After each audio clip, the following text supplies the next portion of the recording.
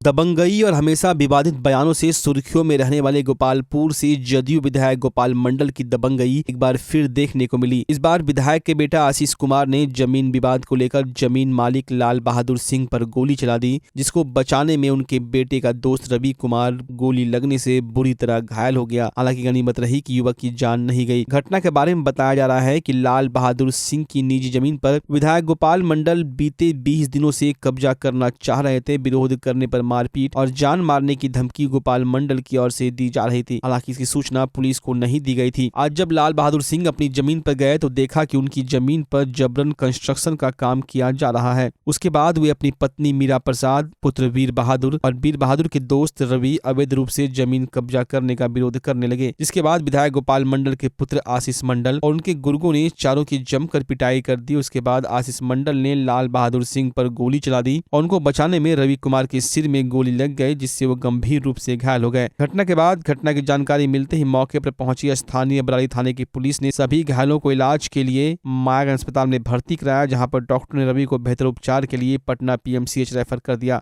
स्थानीय लोगों के मुताबिक गोली चलाने के पहले दोनों पक्षों के बीच जमीन को लेकर विवाद हुई, जिसमें विधायक गोपाल मंडल के पुत्र आशीष मंडल ने अपने गुर्गों के साथ दूसरे पक्ष के लोगों के साथ मारपीट की। घटना में महिला समेत 3 लोग गंभीर रूप से घायल हैं। विवाद इतना बढ़ गया कि विधायकी का आतंक दिखाने के लिए विधायक के पुत्र आशीष मंडल ने गोली चला दी, जिसमें कि रवि कुमार नामक शख्स के सिर में गोली लग गई। घटना के बाद घायल स्थिति में युवक को जवाहरलाल नेहरू मेडिकल कॉलेज अस्पताल में भर्ती कराया गया। इस घटना की जानकारी मिलने के बाद आनर फानर में औद्योगिक अपराधी पुलिस मौके पर पहुंचकर मामले की छानबीन कर रही है। वहीं जदयू विधायक जब संपर्क किया गया तो उन्होंने घटना में अपने पुत्र की संलिप्तता नहीं होने की बात कही। उन्होंने कहा कि आरोप बेबुनियाद है। वहीं इस पूरे मामले पर भागलपुर के सिटी एसपी स्वर्ण प्रभात ने कहा कि जमीनी विवाद को लेकर घटना को अंजाम दिया गया है। घायल के फर्द बयान पर मामला दर्ज कर आगे की कार्रवाई की जाएगी। मेरे ज़मीन पर जो है अवैध कब्जा कर रहा था। मैं अपने ज़मीन को देखने के लिए गया कि किसने बाउंड्री कर रखा है। 15-20 दिन से जो गोपाल मंडल ने धमकी दे रखा था, उन्होंने ही बाउंड्री कर दिया था। हम उस बाउंड्री विधायक गोपाल मंडल वो कम से 15-20 दिन पहले उस पर जो है ट्रांसपोर्ट खोल दिया था। ट्रांसपोर्ट को हमने हटा दिया, पुनः फिर पता चला कि वो बाउंड्री कर दिया है और बाउंड्री को जो है हम उसको डिस्ट्रॉय करने के लिए उस पर आज हुआ क्या, वो वहाँ गए और वो लोग जो है गोपाल मंडल वहाँ से आदमी भेज करके, अपने बेटा को भेज के, अपने आदमी को भेज करके उन्होंने गोली से फायर किया, लाठी डंडे से मेरे पूरे परिवार को मारा। मेरे बड़े लड़के, मेरी वाइफ का हाथ तोड़ दिया, मेरा हाथ तोड़ दिया और मेरे बेटे का हाथ तोड़ दिया। और कम से कम तो वो कम से कम 10 फाइल किया है। कितना लोग घायल? एक लोग घायल है सर, और 3 लोग इंजोर्ड हैं लाठी डंडे से। क्या नाम है बेटे का? गोपाल मंडल के बेटे का नाम आशीष मंडल है। गोली जो चलाया है वह दिलीप मंडल और धनंजय यादव है। क्या लगा विधायक दबंगई कर रहा है? दबंगई आज से कर रहा है। इसका तो अंत कोई प्रशासन विभाग को करना चाहिए, मुख्यमंत्री जी को संज्ञान में लेना चाहिए।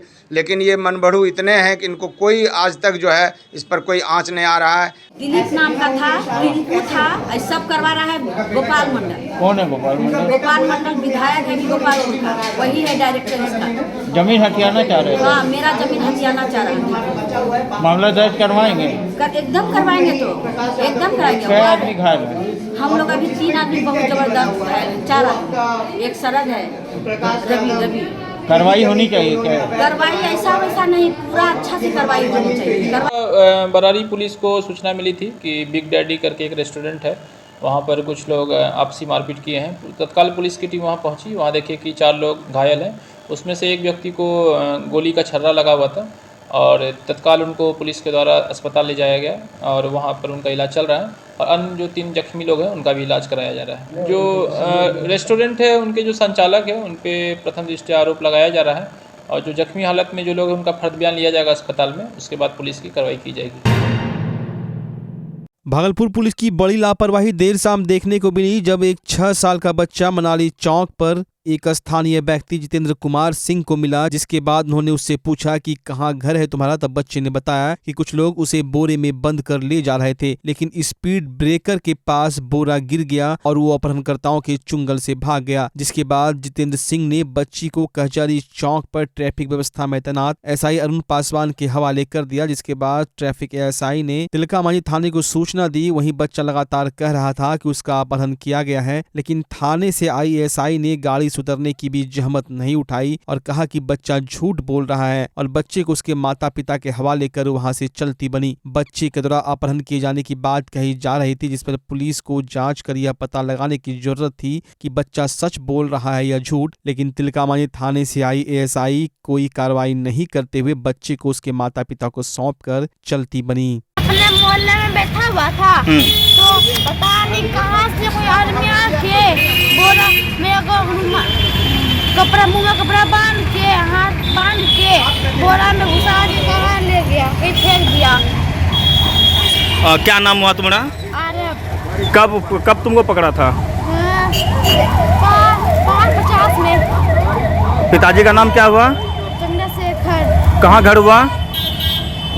जमालपुर में। जमालपुर घर हुआ? हाँ। अच्छा। हम डॉक्टर अजय कुमार सिंह के यहाँ, मेरा एक्सरे है, उनके भाई हैं हम उधर से आ रहे थे, ये बच्चा दौड़ के मेरे पास आया। हमसे कहा क्यों मेरे पास बच्चा आ रहा है, और ये पूरा डरा सहमा हुआ था। तो हम पूछे बाबू कहाँ जाना है तुमको, कहाँ घर है? तो बोला कि अंकल हमको कहाँ जाना पते नहीं है, कहाँ जा रहे हैं हमको, हमको उठा के कोई ला कर यहाँ फेंक दिया मुँह में कपड़ा बांध करके, तो हमको स्टेशन पहुँचा दीजिए। ये कहाँ का है रहने वाला? ये पटेल नगर बता रहे हो बाबू, ये भागलपुर में पटेल नगर का कहीं अपना एड्रेस बता रहे हैं। तब किसी तरह से इसको अपने माँ का फ़ोन नंबर याद आया, तब हमने फ़ोन नंबर लगाया, इनके माता पिता बोला कहाँ है आप इनको पकड़ के रखिए, हम आ रहे हैं। और ये जमालपुर कुछ बता रहा था? जमालपुर इसका ननिहाल बता रहा था, इसका सारा बात ननिहाल है तुम्हारा बाबू जमालपुर? अभी पापा वहीं पर रहते हैं। ये भी इसका पापा जमालपुर में रहता इसको कहाँ से उठाया गया? ये मनाली चौक के पास हम इसको बयान नोट करना जरूरी है, नहीं समझता?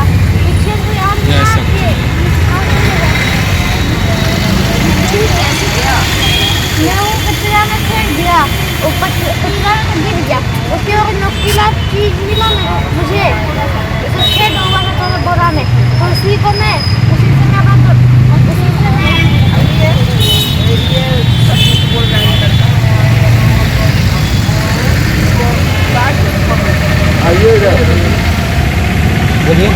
तुमको कोई लेके गया है कि तुम यहाँ आ गया, खुद आ गया? कहानी बना रहा है, छोड़िए हम बच्चा। बरारी थाना क्षेत्र में जमीनी विवाद को लेकर गोपालपुर के विधायक गोपाल मंडल के पुत्र आशीष मंडल और उसके गुर्गे के द्वारा जमीन मालिक लाल बहादुर सिंह और उसके परिजनों और समर्थकों की जमकर पिटाई कर दी गई है। आशीष के द्वारा गोली चलाए जाने से रवि नाम का युवक बुरी तरह से घायल हो गया है, जिसे बेहतर इलाज के लिए चिकित्सकों ने पटना रेफर कर दिया है। मामले की जानकारी मिलते ही भागलपुर पहुंचे जदयू विधायक गोपाल मंडल ने कहा कि जमीनी विवाद मामले में जो गोलीबारी हुई है उसमें मेरा बेटा कहीं से शामिल नहीं है। वो एक शिक्षित और पढ़ा लिखा लड़का है, वो गोली नहीं चला सकता। वहीं गोपाल मंडल ने यह भी कहा कि मेरा बेटा व्यवसाय करना चाहता था और मैंने उसे एक होटल चालू करवा दिया, वो होटल में ही ध्यान लगाकर काम कर रहा है। जमीन विवाद मामले में जो मारपीट हुई है उसमें दूर दूर तक ना तो मैं हूँ ना ही मेरा बेटा। जमीन विवाद का जो मामला सामने आ रहा है उसमें हम लोग 4 पार्टनर थे, जिसमें 3 पार्टनर ने जमीन बेच दी थी, उसी का विवाद है, उसमें मैं कहीं से दूर तक नहीं हूँ। मेरे पर और मेरे बेटे पर लगाया गया आरोप पूर्ण रूपेण निराधार है। वहीं जिस युवक को गोली लगी है पहले पुलिस उसकी शिनाख्त करे कि वो युवक कौन है जो 50-60 लड़के लेकर दीवार गिराने का काम कर रहा था, वो भी तड़के सुबह सुबह। हमारा तो कोई मामला है नहीं, हमारा लड़का भले जाते हैं दिन में सवेरे, क्या चीज़ का कमी है वो राशन पानी देने के लिए, फिर शाम में जाता है हिसाब लेने के लिए। तो हमारा तो होटल है 1 बीघे में, तो होटल से मतलब फिर लड़ाई हम लोग क्यों करेंगे उधर जाके? वो तो परवीन झा दरोगा जी हैं, जवाहर जी हैं, किसके यहाँ ज़मीन बेचा है, क्या मामला है, वह मामला कोर्ट में लंबित है। हम लोगों से तो कोई लड़ाई ही नहीं है, कोई झंझट नहीं। अब सीधा आरोप लगा दे मेरे बेटे पर या गोपाल मंडल के इशारे पर हुआ तो लगाने इसको कोई रोक नहीं सकता है, अपना मुँह है बोलते रहे। और तू उतना सुबह का है 5-6 बजे आकर दीवार गिरा दिया, 50-60 आदमी के साथ गोली चली है। गोली उन लोगों ने चलाया है, उन लोगों ने गोली, जिसको गोली लगा है शायद माथे में लगा है, कहाँ लगा है, तो गोली वो आदमी कौन है उसका पहले जांच पड़ताल करे पुलिस वाला, वो आदमी कहाँ से आया।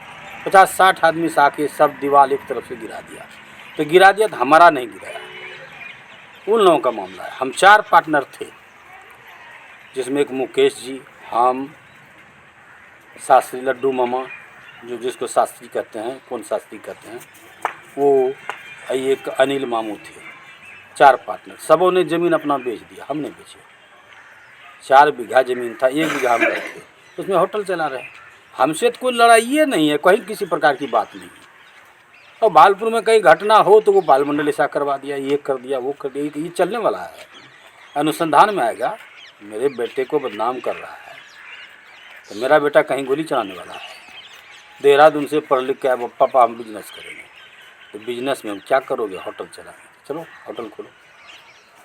पढ़ा लिखा इंसान है, वो काहे गोली चलाएगा? हथियार का वो नामो निशान नहीं जानता है। क्या लगता है साजिश कहीं से चल रही है?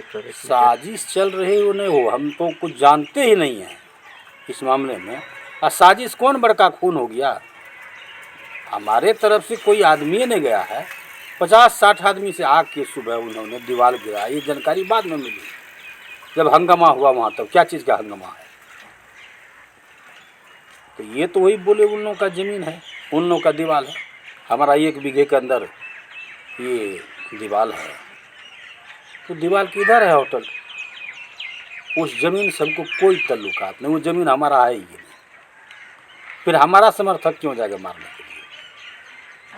बदनाम करने की साजिश। हाँ, यही सब साजिश है समझिए। अब मान लीजिए उनका क्या तुक बनता था? ये लंबित मामला है कोर्ट में, कोर्ट डिग्री देगा तब ना दीवार आप गिराइएगा। कैसे आके दीवार गिरा दीजिएगा? जिसका दीवार गिरा उन्होंने अपना फौज दल भेज के गिर गया। दिल्ली के मध्य जिला नवीकरण थाने में 5 दिसंबर को 13 साल की नाबालिग बच्ची की गुमशुदगी का मामला दर्ज कराया गया था। पिता की तरफ बच्ची की गुमशुदगी को लेकर लगातार तलाश भी की जा रही थी। वहीं थाने में भी मामला दर्ज करवाया गया था, जिसके बाद दिल्ली पुलिस जांच में जुटी और झारखंड के राधानगर उधवा से नाबालिग बच्चे को सलमान नामक युवक के साथ बरामद किया। सलमान की गिरफ्तारी के बाद बच्ची ने भागलपुर स्टेशन पर जमकर हंगामा किया और वो अपने माता पिता के साथ नहीं जाकर सलमान के साथ जाना चाह रही थी, जिसके बाद रेल पुलिस सभी को थाने लेकर आई और समझा बुझाकर बच्ची को माता पिता के हवाले किया। वहीं गिरफ्तार युवक को दिल्ली पुलिस लेकर चली गई है।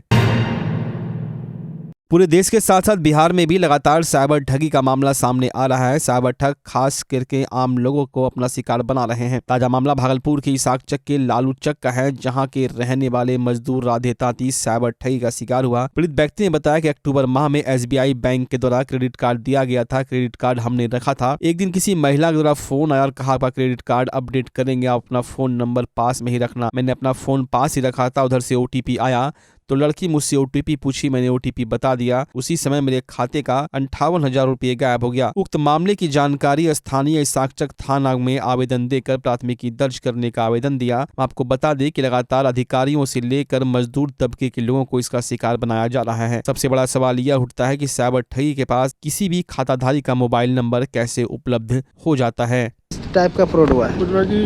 बन के आया ID कार्ड, क्रेडिट कार्ड। कौन बैंक का? जी SBI का। आपका खाता किस बैंक में? खाता हमारा है यूको बैंक में।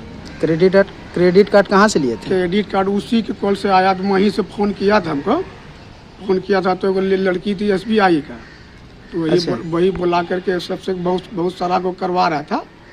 तो अभी फिर भी बोले कि हम नहीं बनाएंगे। फिर बोला बस सर बना लीजिए, आपको कम पड़ेगा सर, सामान लेने में कम पड़ेगा। क्रेडिट कार्ड आपको जबरदस्ती बनवाया गया? ठीक। तो हम कहे ऐसा मैडम हम लोग पढ़े लिखले जानते ना, ठीक, उतना जो हम चला सकेंगे। नहीं सर फिर भी बना लीजिए, आपको कम पड़ेगा। जैसे कि कोई सामान लीजिएगा आदित्य में जो भी आदित्य विजन या में सामान लेना पड़ेगा तो ले लीजिएगा। किसी इलेक्ट्रॉनिक दुकान का कोई भी क्रेडिट पे सामान ले सके, इसीलिए मैडम तो बना दीजिए। तो बना दिया। तो कुछ दिन के बाद बन के आया ID कार्ड। आज कार्ड बन के आया, 2 दिन के बाद फोन आ गया हमको। कब का ये बात है?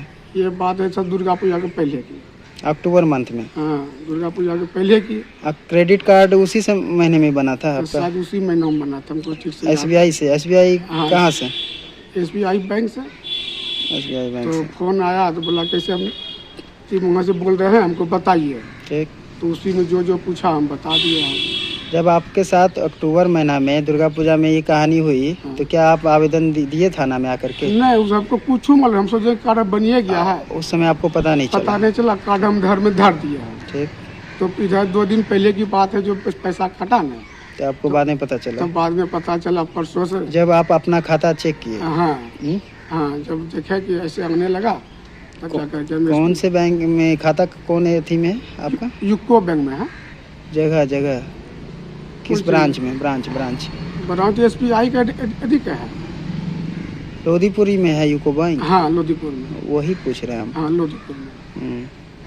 तो पूरी यही कहानी है। कितना पैसा आपका गया? 58,000।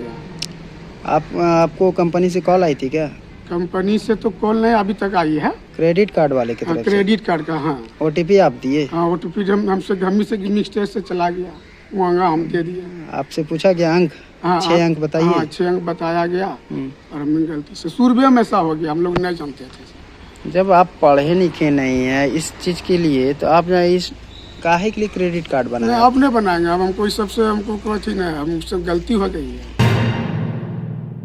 तिलकामांझी भागलपुर विश्वविद्यालय में एक बार फिर से आंदोलन का दौर शुरू हो चुका है। छात्र राजद के द्वारा TNB कॉलेज के प्रिंसिपल डॉक्टर संजय चौधरी की बर्खास्तगी की मांग को लेकर पिछले कई दिनों से प्रदर्शन किया जा रहा है। इस दौरान आज विश्वविद्यालय सहित सभी कॉलेजों में संजय चौधरी को बर्खास्त करने को लेकर पोस्टर साटा गया। आंदोलनकारी छात्रों का कहना है कि डॉक्टर संजय चौधरी का प्रिंसिपल पद पर कार्यकाल 6 दिसंबर को पूरा हो चुका है, इसके बावजूद भी उन्हें पद से नहीं हटाया गया। विश्वविद्यालय प्रशासन के द्वारा उन्हें फिर से एक्सटेंशन देने की कवायद की जा रही है, जबकि उन पर कई आरोप जांच के दौरान सिद्ध हो चुके हैं। इसके बावजूद उन्हें एक्सटेंशन देना कहीं से भी उचित नहीं है। यहाँ के प्राचार्य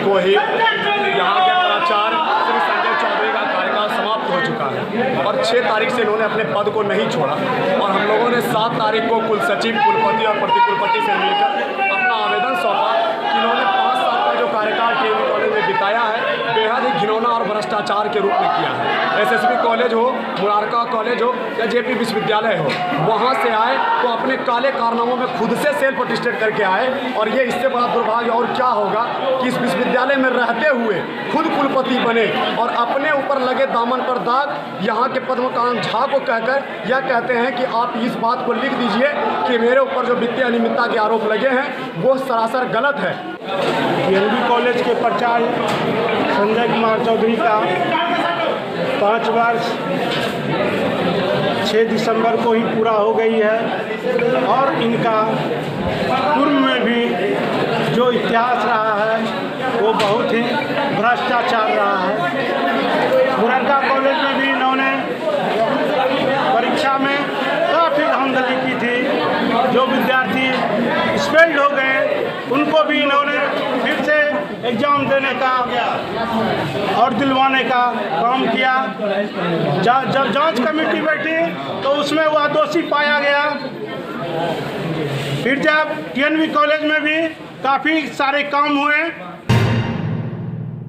भागलपुर जिला के नारायणपुर प्रखंड के अंतर्गत भ्रमरपुर गांव में प्रशासन का बुलडोजर चलाकर सरकारी जमीन को खाली कराया गया। अतिक्रमणकारियों में गणेश झा, दिनेश शाह, रामअवतार ठाकुर, पप्पू ठाकुर, कोको शाह, गणेश मिस्त्री, सचिन ठाकुर, प्रसन्न कुमार मिश्र, जिज्ञासा चंद्र मिश्र, मनोज झा, अमित झा, शिवम झा, लूरी शाह सहित दर्जनों लोग नगरपारा पूर्व पंचायत भ्रमरपुर के रहने वाले हैं, जिसने सरकारी जमीन पर अवैध रूप से पेट पालने के लिए छोटे छोटे दुकान बनाकर रखे थे, जिसे पूर्व में भी सरकार के आदेश के आलोक में अंचल कार्यालय नारायणपुर से बजरिया नोटिस के माध्यम से आगाह किया गया था कि एक निश्चित समय के अंदर सरकारी जमीन को मुक्त कर दे, अन्यथा विधि सम्मत कार्रवाई करते हुए अतिक्रमण किए हुए जमीन को मुक्त करा लिया जाएगा। वहीं अतिक्रमण हटाने के दौरान प्रशासन को विरोध का भी सामना करना पड़ा, जिसको लेकर सैकड़ों पुलिस बल की तैनाती की गई थी। बीरपुर थाना अध्यक्ष राजकुमार सिंह, नारायणपुर भवानीपुर OP अध्यक्ष व पुलिस बल की मौजूदगी थी। वहीं लोगों ने कहा कि गरीब परिवार कहाँ जाएगा, इन लोगों के पास जमीन नहीं थी तो घर बना लिया था। प्रशासन ने बगैर व्यवस्था किए इनका घर उजाड़ दिया। अब दर्जनों घरों के सैकड़ों लोग इस कपकपाती ठंड में कहां अपना गुजर बसर करेंगे, जिसको लेकर पुलिस प्रशासन और अतिक्रमण किए लोगों में घंटों हाई वोल्टेज ड्रामा चला। अंचलाधिकारी अजय कुमार सरकार नारायणपुर ने बताया कि अतिक्रमणकारियों को बजरिया नोटिस के माध्यम से पहले आगाह किया गया था, समय से पहले अतिक्रमण किए हुए जमीन को मुक्त कर दे, अन्यथा सरकार के नियम के आलोक में मजिस्ट्रेट एवं पुलिस बल की मौजूदगी में उसे खाली कराया जाएगा। उसी बाबत आज बुलडोजर चलाकर अतिक्रमण किए लोगों के मकान को तोड़कर अतिक्रमण मुक्त कराया गया।